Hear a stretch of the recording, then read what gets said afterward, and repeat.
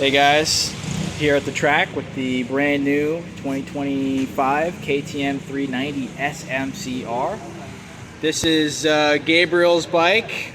As you can see, he's already made some modifications to it. He put the Dominator exhaust on it.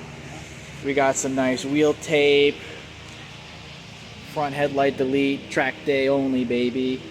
And we got a little fuel tuner.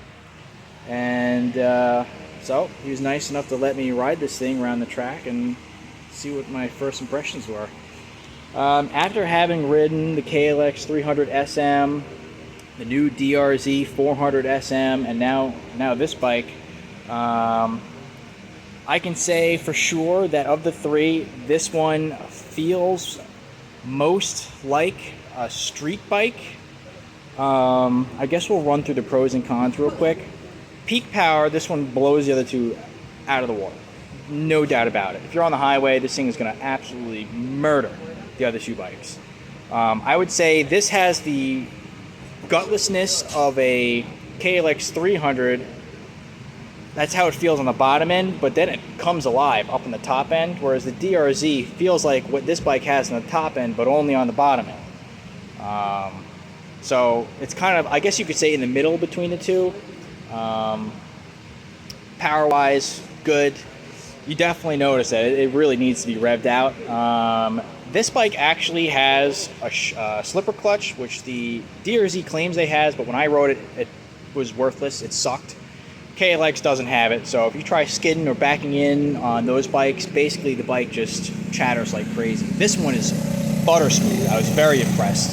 The front brake on this, you know, despite it being a solid rotor, which is like kind of weird, that's usually like a pretty cheap thing to have. It does have a fixed, probably, I don't know, 4-pot caliper, while the DRZ and KLX have floating 2-pots. Braking power on this was spectacular. I really didn't feel like I needed more brake power at all. The tires, you know, they look good, but they're road tires.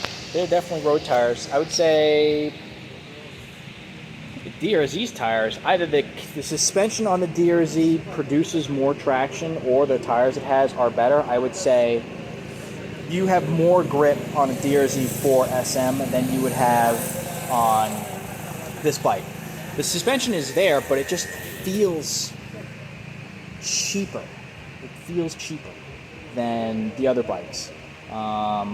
It feels a little bit street bikey. It's kind of soft, but like it's softly sprung but harsh at the same time, if that makes sense.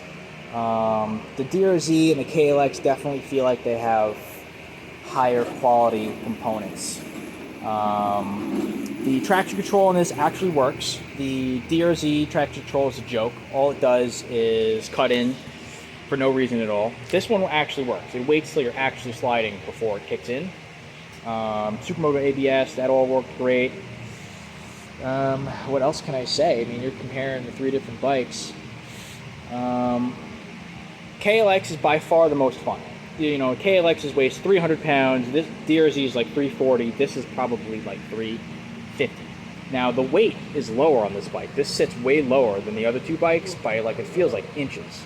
So if you're a short guy, you probably feel more comfortable on this bike like I am. I'm only 5'5". This feels, to get it off the kickstand, way easier than the DRZ, simply because the DRZ keeps its weight so high and it's just still very heavy. Value-wise, this thing is a steal. I mean, for the amount of money you're paying, I don't think that a DRZ or a KLX is an all-around better machine. I just feel like the money has gone into different areas on this bike. So if you are somebody that does not rail corners all the time, or go to go-kart tracks, for example. If you want to go to a go-kart track, I wouldn't get this. I would get the DRZ or the KLX. But it still can do it. And it's, believe it or not, fast. It's very fast, and probably faster than both of those bikes just because of how much power it makes. But if you want to have fun in the corners, the KLX and the DRZ probably are a little bit better. The DRZ from stock settings it handles like shit, but you can fix that. Out of the box, this thing handles pretty good. The KLX is just even better than that. If you're going to ride mostly street as a street bike, this is probably the best. This actually will keep up with your friends on the highway. It's got a 6th gear. KLX makes 23 horsepower. This makes almost 40. If you want to do wheelies, this is the bike you want. This actually will do wheelies. Deersy can as well, but it's $9,000. All in all, this bike feels most like a street bike. The KLX feels most like a supermoto, but it's just slow. And the Deersy is in between the two, but it's just heavy. And you're paying so much money for shit you don't need. ABS, traction control that's worthless, ride modes, you don't need any of that stuff. So I think this bike is sweet.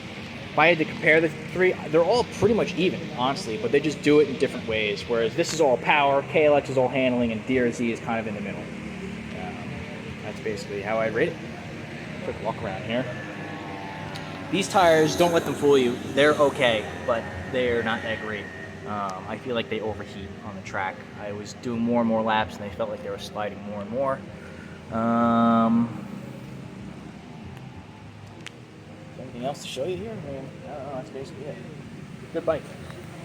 Nice tuck tail, looks clean. Good looking bike.